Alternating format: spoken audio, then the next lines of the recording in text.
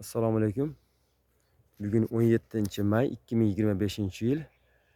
Valovoy gilos ekilgan bog'imizga chaynatish uchun skina gilosini ulagandik. 4 yil bo'ldi adashmasam.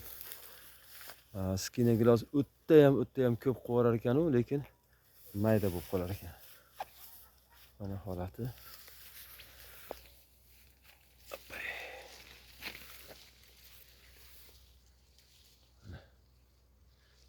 Shu holatda qiladi mevani.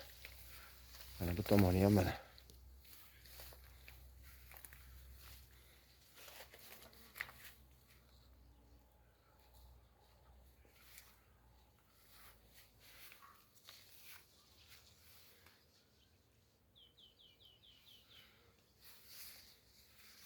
Mana valovoylar.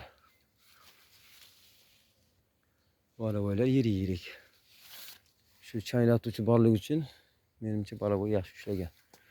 Endi buni kelgusi yildan gul to'kilgandan so'ng buni yagana deyiladimi, mevasini ozaytirish yo'lga qo'yamiz.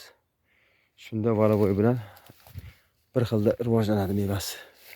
Bunday qoldirilsa bu o'zini o'zi boqa olmas ekan. Mana bu tomonda ham valovoy skinani ko'rsataman.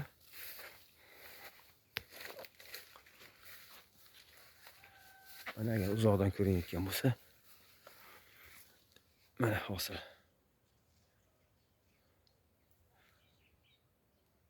O'ta ko'p kiradi mevani skina.